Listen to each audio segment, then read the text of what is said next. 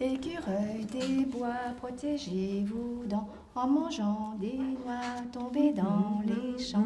Écureuil des bois, protégez vos dents en mangeant les noix tombées dans les champs. Lapin de Garenne, cachez-vous derrière, le roi et la reine sont dans la clairière. Dans la majorité des services de pédiatrie, le jeu a déjà fait son entrée. Il est utilisé pour distraire ou rassurer l'enfant pendant un soin ou pour lui faire oublier les désagréments de l'hospitalisation. Le jeu, c'est l'univers de l'enfant. Mais cela peut être aussi un moyen privilégié mis à la disposition des adultes pour communiquer avec lui. Dans un premier temps, ce film vous montrera que l'information par le jeu permet de répondre aux besoins de l'enfant afin qu'il comprenne le déroulement et la nécessité des soins et par là même qu'il maîtrise son expérience à l'hôpital. Enfin, le jeu comme outil d'information peut aider les soignants dans leur pratique, mais ce n'est pas si simple. Le film, dans un deuxième temps, mettra en évidence la nécessité d'une démarche d'équipe qui implique réflexion, organisation et formation. Voilà. Allez, tourne, on va par où?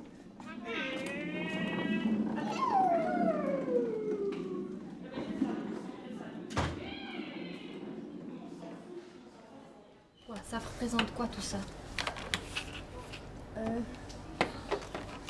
Les docteurs. Voilà, on est à l'hôpital, on va représenter l'hôpital, d'accord? Et ça, on disait que c'était les docteurs. Oui. Alors on y va, qu'est-ce qu'il y a ici? Qu'est-ce qu'il y a là-dedans? Tu peux les sortir, Anna, si tu veux. Voilà.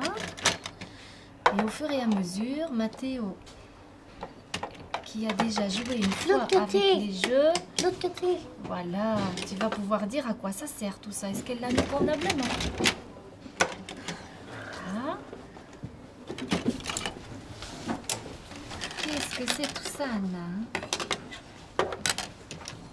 De quoi est-ce qu'on a besoin? Un lit. Un lit. Un lit, d'accord. Et puis alors, les médecins qui seront près de toi, où sont-ils les médecins? Voilà, d'accord. Il y a encore quelques machines peut-être, comme ceci. Ça, c'est une télé. Ah, c'est une télé spéciale. C'est une télé qui mesure, ah c'est compliqué à dire, qui vérifie si tu es bien endormi.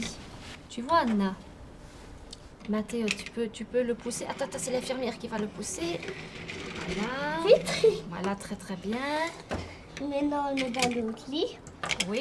Attends, on va le mettre dans le lit de la salle d'opération ici. Non, ici. Attends, celui-là, alors on va... Si c'est ça, c'est là, alors. Voilà, comme ça. Attends, j'ai une question, moi. Et maman, elle est où dans l'histoire? Où? Et maman, elle peut venir avec toi jusqu'en salle d'opération?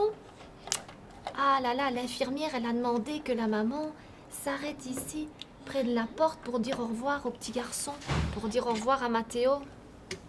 Tu vois, parce que là où il y a les médecins, là où on va t'opérer, papa et maman, ils ne pourront pas venir. Ils doivent donner un bisou à Mathéo, voilà, juste devant la porte de l'ascenseur. Ils vont donner un petit bisou en disant « À tantôt !»« Tantôt, Anna !»« À tout à l'heure !» Voilà. Et maintenant, on va l'opérer. Alors, voilà. À votre avis, cet endroit-ci, c'est quoi? Regardez un peu, Hélène.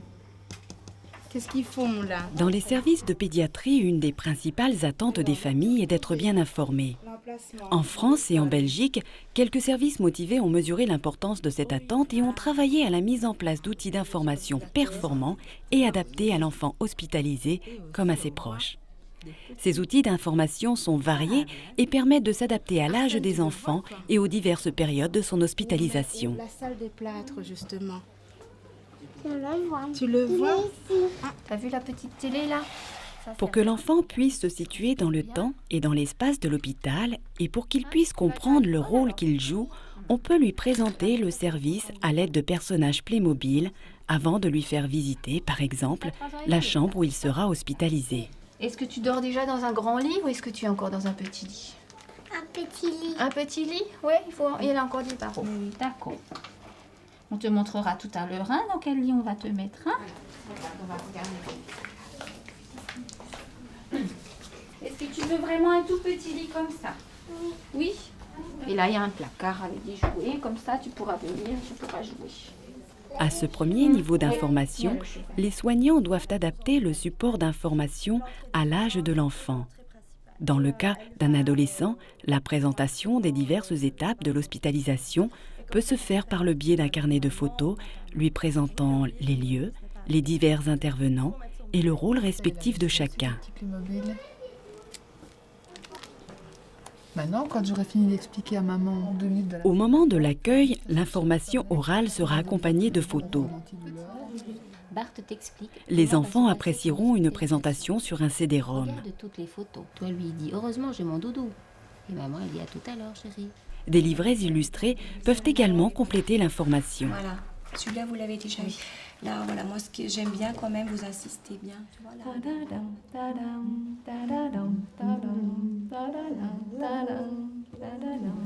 Moi, je vais te présenter Capucine, qui est là, qui est notre poupée aussi, qui va se faire opérer aussi des amygdales.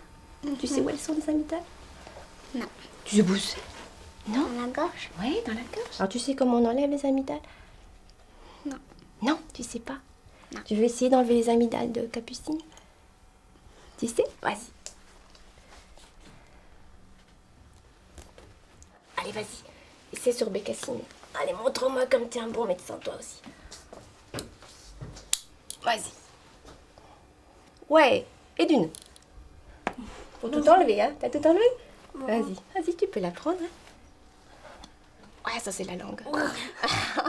Quand tu remontes, regarde, comme notre petit Lucas,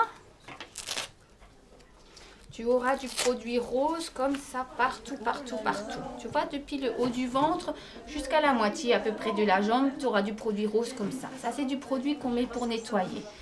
Tu auras un petit pansement comme notre Lucas là. Un petit pansement à droite, là où tu as ta boule. Il a aussi une boule, Lucas, oui. Tu vois? Donc le docteur, il lui a enlevé la boule là, avec la petite pince là. Il a enlevé la boule et après il a mis le pansement comme ça. Et Elsa, elle aura aussi le pansement. Et donc après, il faudra juste que tu fasses un petit peu attention, que tu grimpes pas trop les escaliers, que tu fasses pas du vélo, que tu bouges pas trop pour un petit peu reposer. Parce que comme il a enlevé la petite boule, tu seras un tout petit peu fatigué là. Pour les soignants, il faut aussi qu'ils soient à l'aise avec ces outils-là. Il faut qu'ils soient confortables avec chacun d'eux. On ne peut pas imposer un outil par soignant. Donc il faut trouver le juste milieu entre proposer à l'enfant ce qui lui convient et en même temps proposer aux soignants d'être à l'aise avec ce qu'ils veulent proposer à l'enfant. Donc tu vois ici, on a 2 baigneurs, Léo et Léa, la petite fille et le petit garçon. Pour toi, je vais prendre Léo, ici. Et puis tout le matériel ici. Voilà. Donc on va d'abord nettoyer avec ce qu'on appelle une petite compresse. Tu vois, c'est juste du tissu. Et puis un petit produit qui est un peu rose. C'est juste pour nettoyer, pour enlever tous les petits microbes. Donc ça va être peut-être un petit peu froid, mais ça ne va pas te faire mal non plus. D'accord?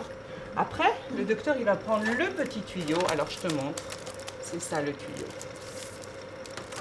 Tu vois, le tuyau, c'est quelque chose qui est tout mou, qui fait pas mal du tout, qui pique pas. Tu vois?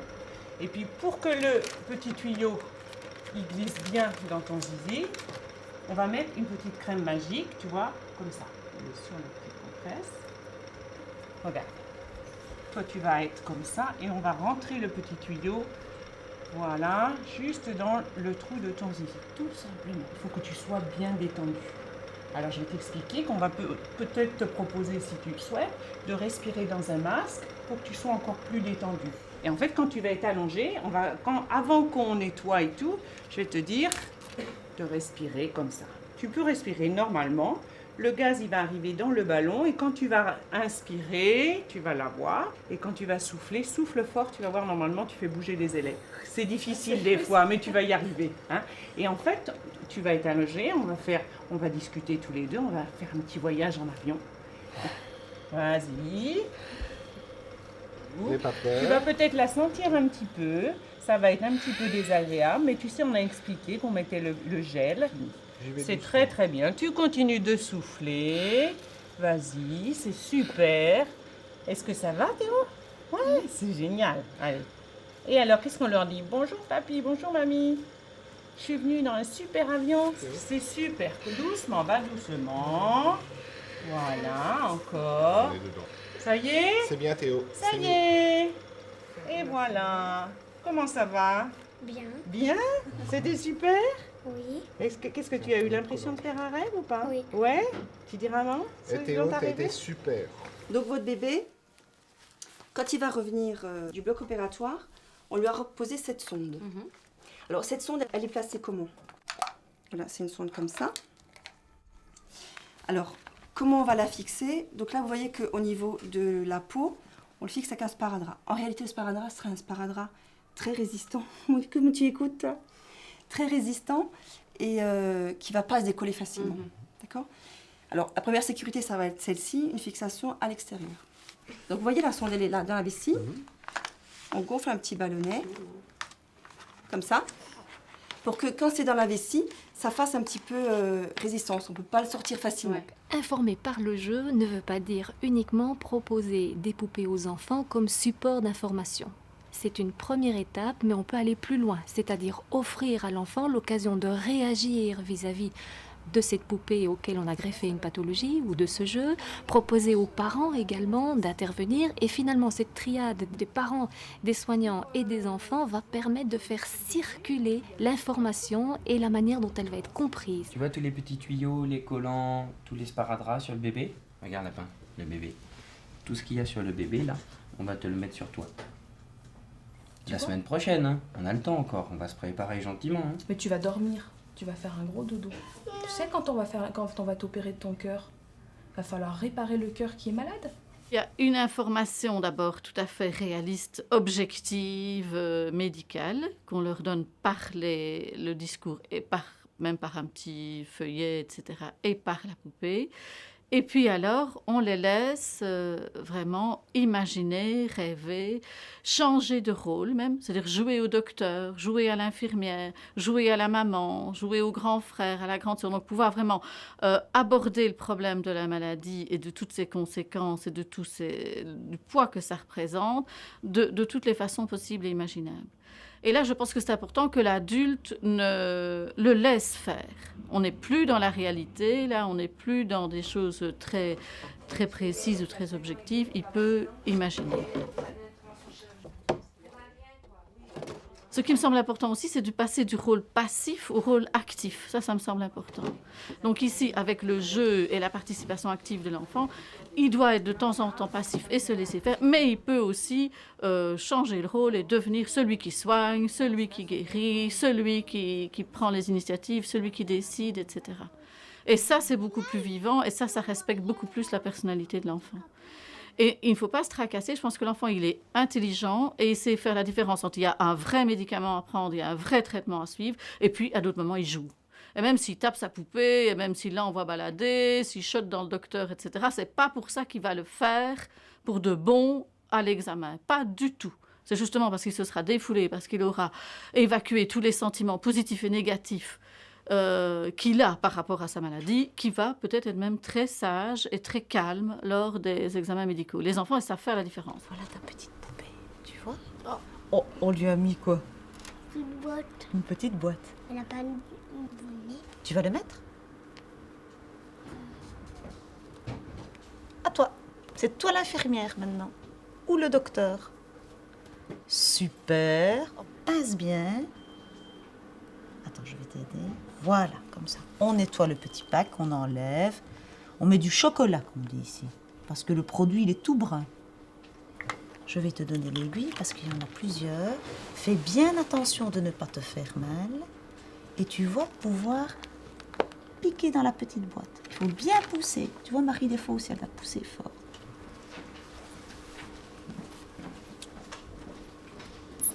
Seringue. Et dans la seringue, il y aura les médicaments pour pouvoir te soigner. D'accord? Voilà. Comme ça, Kim, elle soigne sa poupée pour ne plus qu'elle soit malade. Je pense que les enfants doivent subir des soins qui sont souvent agressifs. C'est une atteinte physique. Et cette poupée nous a permis de montrer et de mimer vraiment le déroulement des soins. C'est vraiment un outil didactique. Est-ce que c'est vraiment une piqûre, ça? Non? Regarde, qu'est-ce que c'est? Qu'est-ce qu'on va mettre au bout? Voilà. On va le faire sentir à Anna, parce qu'Anna doit sentir que c'est pas une piqûre. Sens un peu avec ton doigt. Tu sens, est-ce que ça pique ça? Non, c'est comment? C'est rond? C'est rond, c'est tout doux, c'est rond? Oui? Bon, alors pour vous endormir et pour endormir Jean, on va mettre un petit peu de liquide avec un médicament dedans.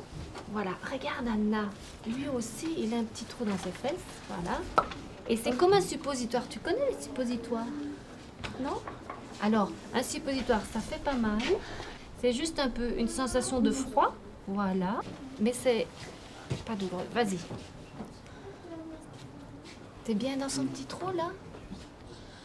Voilà, tu poses, voilà. Très bien, t'as très bien fait ça, bravo. Tu peux l'enlever. Maintenant, grâce à ce petit médicament, Jean va être décontracté pour se faire opérer. Il va être relax, cool. Il va pouvoir rejouer à travers cet espace qu'on lui propose tout ce qu'il a vécu. Et donc, il va se réapproprier le soin, il va se réapproprier sa situation, il va devenir beaucoup plus participant, beaucoup plus actif, et il va pouvoir être le sujet de son histoire.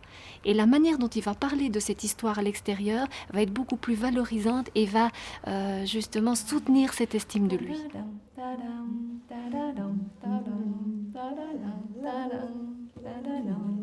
Après avoir introduit le jeu comme outil d'information dans le service, ce qu'on a noté surtout, c'est l'enthousiasme des parents. Je pense que c'est eux qui en sortent les grands bénéficiaires. Elle a vu avec une poupée comment allait se dérouler l'examen. Enfin, vraiment dans le détail, ça, je crois que la compresse, les petites toilettes, la sonde. Mais oui, je vous avoue avoir été étonné, mais vraiment heureusement étonné, oui, de ce que ça se passe si bien. Oui. T'as vu, ils ont le bonnet, ils ont le masque, un peu comme papa quand il fait la moto. Et qu'est-ce qu'il fait lui? Oui, la douche à la bétadine. Hein? Avec le savon magique tout rouge. Et puis faire toi dodo? aussi, on te fera ça. Après un gros dodo. Oui, après un gros dodo. Après un gros dodo. Voilà. Le fait de voir cette poupée, on imagine très vite son bébé dans cette position-là. Ça fait quelque chose, mais je crois que ça va nous préparer à un choc beaucoup plus léger que si on avait dû le voir allongé sur son lit, attaché avec tous ses drains, toutes ses perfusions. Ça dédramatise, on va dire. On rentre un petit peu dans la partie technique et on se fait un petit peu l'allié de la médecine et non plus le papa qui est agressé par cette médecine. Donc c'est intéressant et sécurisant. Voilà. Donc, et alors, on a 2 tuyaux. Tu as le fin. Quand il a vu la poupée et voir ce qu'on lui avait fait, ça a commencé à le rassurer de plus en plus. Et je trouve que c'est une bonne idée de leur faire montrer que avec les tuyaux. Mais vraiment, c'est la même couleur et tout. C'est ça qui est bien. Surtout, c'est qu'ils mettent les mêmes couleurs que j'ai vues à lui que sur la poupée. Ça m'a rassurée énormément parce que quand on m'a expliqué l'opération, je pensais qu'elle était plus grave que ça, quoi. Et je pensais que ça allait être vraiment une opération très difficile à supporter. Quand j'ai vu qu'elle a amené la poupée, j'ai beaucoup mieux compris, comme lui, ce qu'on allait lui faire. Voilà. Il y a les larmes des parents aussi, des mères. Moi, je présente des fois à des mamans avec pour des tout petits. Et bien, il y a des mamans, si c'est bien calme, si on est très à l'écoute, si on prend le temps, on sent que ça monte. Alors là, je dis, mais vous pouvez pleurer, quelque part, c'est normal qu'elle pleure, qu'elle se lâche à ce moment-là. Mais maintenant que je sais que ça peut arriver, c'est surtout au début, c'est en se disant, mince, quand on n'est pas prévenu, quoi, qu'on se dit, qu'on ne sait pas, on se dit, qu'est-ce qui s'est passé, mais qu'est-ce que j'ai fait? Et puis, maintenant, je me rends compte que ça peut se reproduire, que je le sais, et ben, je laisse le temps à la personne de pleurer, et puis après, on repart, on continue l'information, et puis on repart comme ça. Tout ça, c'est pour vous, pour mettre dans votre petite valise. On a même mis des petits tubes, on a mis tout ce qu'il faut, alors. Oui. C'est vraiment tout le matériel, plus ou moins, qu'on utilise. Ah, même tous les carrément jours. les fioles pour le Oui. sang, là. Oui. Ça, vous le gardez, ça. Oui, ça, je garde. peut Donc, toujours servir, ça. Elle peut jouer avec la grande poupée, mais le but vraiment de la petite, c'est vraiment... D'en faire un ami, quoi. D'en faire un ami qui va plutôt pouvoir sympa. la suivre tout au long de son hospitalisation. Ah, voilà, oui. Et aussi, ça permettra de faire le lien entre l'hôpital et la maison. Ah oui. Donc il y a beaucoup de gens qui, dans la fratrie ou alors dans vos connaissances ou dans votre famille, quand on parle, pas que vous allez avoir le même jargon que nous, mais les enfants, même petits, nous disent « je viens pour me faire brancher au PAC ». C'est vraiment pour expliquer tout ce qui se passe. Ah oui, d'accord, oui, c'est ça. Oui. Par la suite, quand il est revenu à la maison, en effet, il avait une trousse de médecin et avec sa petite sœur, il prenait plaisir à répéter les soins qu'on lui avait administrés. En fait, il faisait des piqûres à sa sœur, il mettait des sparadraps, il faisait prendre des médicaments. Enfin, il répétait vraiment tous les gestes des médecins et des infirmières. Oui.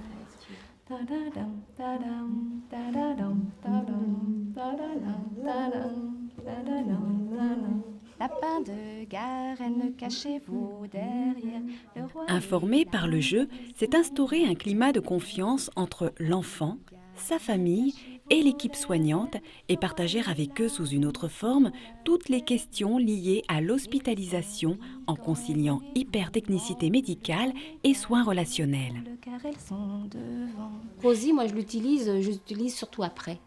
C'est vraiment... et puis quand j'utilise, c'est bon qu'il n'y a pas forcément beaucoup de monde. Des fois, ça peut être qu'avec un enfant. D'un seul coup, je m'installe. Si l'enfant commence à être dans le petit coin, là, je prends Rosie et à ce moment, on part, quoi. On part tous les trois, moi, Rosie et puis l'enfant, et il parle de son intervention. Elle parle de son cathlon et puis du bracelet. Et puis après, on peut montrer les cicatrices, hein, parce que Rosie, elle a une cicatrice là, ou alors elle peut en avoir une devant. Puis des fois, alors c'est pas toujours, mais des fois je vais montrer que Rosie, elle a un cœur comme ça, hein, et qui bat. Les enfants, ça les choque pas trop. C'est plus moi des fois qui appréhende de montrer. Et puis finalement, je me suis rendu compte que eux, ça les fait sourire, ou ils parlent, tiens, il y en a un qui avait été opéré plusieurs fois, et qui dit, tiens, là c'est l'artère, là c'est la veine cave, là c'est... Ils connaissent très bien souvent leur pathologie. C'est vraiment un contact privilégié et ça nous permet aussi de prendre le temps pour l'enfant, et je pense que c'est important pour une infirmière. Ça nous permet aussi de ne pas rentrer en burn-out complet. Parce que ce climat de confiance et ce dialogue privilégié est important, je pense, pour la santé mentale aussi d'une infirmière qui n'est pas tout le temps la personne qui va faire pleurer, qui va piquer, qui va agresser. Et à ce moment-là, c'est vraiment un contact privilégié et je pense que l'enfant le ressent aussi. Ce nouveau projet d'information par le jeu a vraiment changé ma vie de pédiatre, de consultation préopératoire, puisque depuis lors, les consultations se passent beaucoup plus facilement.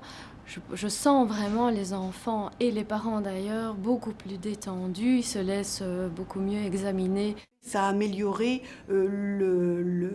l'échange entre les parents, les enfants et les soignants, parce qu'il y avait des choses en effet qu'on n'avait pas pensé à expliquer, à montrer, parce qu'on pensait que tout à chacun le savait. Pour moi, j'avais l'impression qu'avant, je ne me rendais pas compte, mais on donnait l'information, mais on ne vérifiait peut-être pas forcément si l'information avait été comprise, acquise, parce que l'enfant était peut-être dans son appréhension et on n'avait pas encore le contact qu'on peut avoir ici quand on lui demande de participer, quand on discute avec lui, quand on lui fait mettre le scotch, quand on lui demande ses impressions.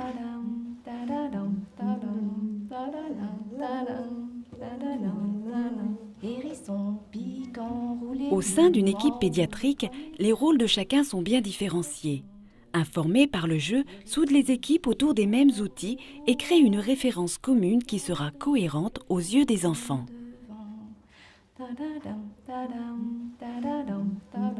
Alors au départ, on s'est réunis régulièrement avec des infirmières et des auxiliaires de puériculture et la surveillante de différents services pour voir quels étaient les soins que chaque service voulait présenter avec des poupées. Donc après, il y a eu la confection des poupées et après la rédaction des protocoles qui allaient avec ce qu'on explique aux enfants et aux parents sur le soin présenté.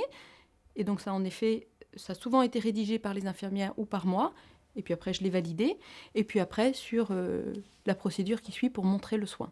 Ce qui nous a aidés, c'est d'être 3 ou 4 à y croire fortement et à avoir l'appui, entre autres, de l'éducatrice de jeunes enfants, hein, puisque chez nous, il y avait le mot jeu, aussi information par le jeu, et qui a tout de suite complètement accroché à notre projet et qui s'est beaucoup investi et qui a un rôle essentiel dans cette information. Parce que l'après-midi, c'est vrai qu'elle est là, elle est présente et elle peut être disponible auprès des enfants qui veulent réutiliser les outils, jouer et qu'elle les accompagne à ce moment-là. Dans mon métier d'éducatrice, moi, l'information par jeu, ça m'a beaucoup apporté parce que ça m'a permis un lien avec le rôle de soignant.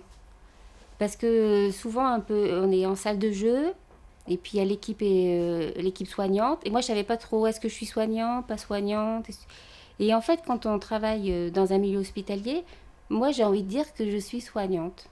Et en fait, avec ces outils-là, ça permet de concrétiser un peu ce rôle de soignant, mais différent des autres. Je mets dans le secteur soignant aussi bien l'animateur de la salle de jeu, l'instituteur de l'école, la femme d'ouvrage, encore une fois. Alors évidemment, c'est beaucoup plus concret pour l'infirmière parce que c'est elle qui va utiliser la poupée, mais il y a un retentissement incontestable sur tous les maillons de la chaîne hospitalière. En fonction de la charge de travail, en fonction de la personne qui est là, ça peut très bien être le pédiatre qui a l'opportunité d'y aller à ce moment-là, qui va prendre la poupée et aller donner son information. Ça peut être l'institutrice, ça peut être la psychologue, ça peut être l'infirmière et même l'assistante sociale. Donc c'est vraiment un fil conducteur entre tous les membres de l'équipe, entre tous les membres du personnel. Et pour l'enfant, il va pouvoir ainsi recevoir la même information et avoir quelque chose de cohérent, je dirais. En tout cas, si ce n'est pas la même information, puisque chacun est différent, ce sera en tout cas avec le même outil et avec les mêmes messages et les mêmes balises. C'est vrai que ça prend du temps.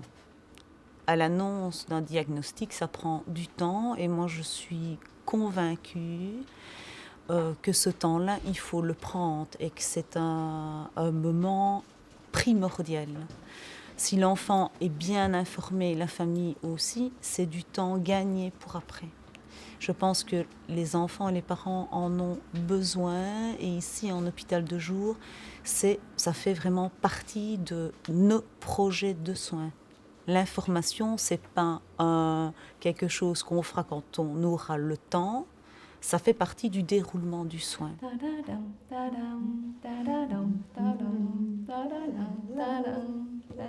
Avant, quand on parlait, on voyait bien que l'enfant écoutait, mais c'était difficile de voir qu'est-ce qu'il comprenait. Or là, on s'aperçoit rapidement que l'enfant, il a jamais d'aversion, il touche très rapidement. Et souvent, par exemple, l'aérosol, on va lui dire, voilà, on met le masque sur le nez, et l'enfant rapidement le manipule et le fait sur lui-même. Donc c'est lui en général qui se l'approprie. Et ce qu'on constate, c'est que par exemple un aérosol, avant le premier aérosol faisait toujours pleurer un petit, que maintenant l'approche est différente. On arrive à faire des aérosols sans que l'enfant pleure. La première constatation que j'ai faite, et mes collaborateurs également, c'est que nous avons en préopératoire des enfants nettement plus détendus, nettement plus participatifs dans la mesure où ils ont déjà une petite description très pratique de l'intervention chirurgicale et par conséquent, lorsqu'ils sont en salle d'opération pour les premiers instants, ils sont moins stressés, je ne peux pas dire qu'ils ne sont pas stressés, et par conséquent, beaucoup plus facile d'abord, les explications étant déjà données, la gestion de l'intervention est beaucoup plus facile. Ça, c'est un premier point. Le deuxième point, c'est en post-opératoire. Nous avons également beaucoup plus de facilité pour les suites au post-opératoire, dans la mesure où certains désagréments de l'intervention, la douleur, les drains, les sondes, ont déjà été abordés antérieurement. Ils ont vu ce que c'est qu'une sonde, ils ont vu ce que c'est qu'un drain, et par conséquent, c'est beaucoup plus facile pour eux de les accepter et par conséquent d'accepter également les désagréments de toutes ces interventions chirurgicales qui malheureusement sont nécessaires. Il y a des éléments tout à fait objectifs dans la façon dont les enfants arrivent ici et leurs familles aussi d'ailleurs. À côté de ça, on a des échelles d'évaluation. On continue à faire des évaluations par exemple de la douleur. Et ces échelles d'évaluation qui sont des échelles objectives, hein, il faut quand même bien le rappeler, qui sont tout à fait scientifiquement déterminées, sont tout à fait claires sur le fait que sans ces préparations, sans tout ce qui va autour de l'acte en lui-même, les échelles de douleur sont beaucoup plus élevées que quand on a tout cela. Ça fait partie d'un programme de soins. Quand on soigne un enfant, par exemple, pour une leucémie, c'est pas un acte uniquement qu'on va faire là, c'est sur le long cours, c'est quelque chose qui va prendre du temps, et donc ça participe à une ambiance générale pour la prise en charge de l'enfant. Donc c'est évidemment aussi très efficace sur le long terme. On n'est pas dans le cadre de l'anxiété par rapport en soins, par rapport à la douleur, uniquement sur le court terme. On est tout à fait dans le cadre d'une ambiance générale, d'une prise en charge globale au niveau du traitement. L'efficacité sur le long terme, elle est tout à fait là. Qui est gagnant dans ce type de projet, mais je pense tout le monde, puisque c'est un projet pluridisciplinaire, donc tous les membres de l'équipe qui ont des retours sur leur travail positif. Donc ça, c'est quand même toujours agréable. Les familles, les enfants, qui nous le disent, qui nous le répètent et qui continuent à utiliser la poupée. Les familles, la société en entier, puisque c'est un enfant qui ne va pas être traumatisé normalement par son hospitalisation, qui va mieux gérer son hospitalisation, qui va mieux gérer sa maladie. Donc ce sera une personne qui sera normalement mieux dans sa peau. Donc tout le monde est gagnant, du plus petit au plus grand, et en passant par l'équipe et par l'hôpital. Et je pense que c'est vraiment à grande échelle. C'est de la prévention, donc c'est à grande échelle. À un certain moment, l'enjeu de cette information par le jeu est de faire en sorte qu'elle s'intègre dans les attitudes des personnes. Ça ne devient plus une technique, un support d'information, c'est une attitude, c'est une volonté d'aller à la rencontre de l'enfant et ça va se révéler sous différentes formes. Par exemple, en utilisant le jeu ou en faisant référence au jeu lors d'un soin, en utilisant d'autres techniques telles que l'hypnose ou la prise en charge de la douleur ou la distraction ou le fait d'inviter les parents aussi à avoir un rôle significatif et important, participatif au moment du soin. Ça devient une attitude et ce n'est plus qu'une seule ressource technique. Hérisson piquant, roulez-vous en boule, prenez garde au poulet. Informer par le jeu, c'est mettre en place un dispositif dans lequel tout le monde est gagnant. L'enfant, tout d'abord, qui disposera de plus de ressources pour se positionner comme un acteur à l'hôpital pendant, mais aussi après l'hospitalisation. Les parents, relais de l'information, deviennent alors partenaires, alliés de la médecine. Les soignants qui valoriseront une part souvent invisible de leur rôle. Et enfin, l'institution elle-même, qui s'engagera dans un processus d'humanisation des soins. Lapin de Garenne, cachez-vous derrière. Le roi et la reine sont dans la clairière. Lapin de Garenne, cachez-vous derrière. Le roi et la reine. Alors on va lui donner des médicaments. C'est le docteur qui donne les médicaments. Il s'en va. Ah, c'est le docteur. C'est un docteur, ça. Et l'infirmière qui est dans son lit. Après ça, on trouve l'infirmière là-dedans. Hein. C'est une infirmière, ça. Voilà. Bonjour, infirmière. Bonsoir aussi. Oui. Voilà. Si on le mettait sur la tablette. C'est l'infirmière, qu'est-ce qu'elle fait? Oui. Aussi. Voilà. Le médicament. Et puis elle s'en va. Et puis l'infirmière, elle va revenir maintenant dans la chambre et elle va dire au petit bonhomme, vous savez, dans 5 ans, vous savez, qu'est-ce qu'on va lui donner, hein? Ou en tout cas, elle apporte à boire aussi. Hein? Qu'est-ce qu'elle va apporter? Tu apportes à boire dans la chambre? Tiens, prends l'infirmière.